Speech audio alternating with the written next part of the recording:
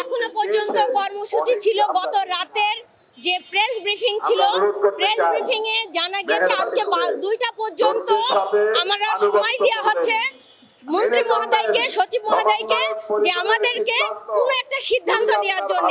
2টার পরে কর্মসূচি ঘোষণা করা হবে, আমরা আরো কঠোর আন্দোলন বা কোনো কিছুতে যাব কিনা এখন দেখা যাক। আমাদের নেতৃবৃন্দ কি দেন, সমন্বয় বৃন্দরা যা জানাবেন আমরা সেটা করতে রাজি আছি।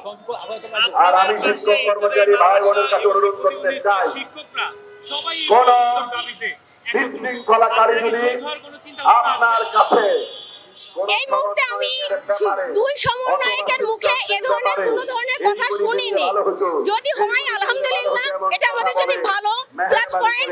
তবে সব ইফতেদায়ের ক্ষেত্রে একটা বিষয় আছে, তারা একটা পেয়েছে আবার আরেকটা দাবি করেছে, কিন্তু নন এমপিও শিক্ষা প্রতিষ্ঠানরা আজ দীর্ঘদিন ধরে শুধুই বঞ্চনার শিকার, শুধুই বঞ্চনার শিকার। এদেরকে কখন বারবার আশ্বাস দেওয়া হচ্ছে আজ দেবো, কাল দেবো, 3 দিন আগে দেবো, 3 দিন পরে দেবো, নভেম্বরে দেবো, ডিসেম্বরে দেবো, জানুয়ারিতে দেবো, মার্চে দেবো, জুনে দেবো, করতে করতে করতে করতে আমাদের পিঠ এখন দিয়ালে ঠিকে গেছে।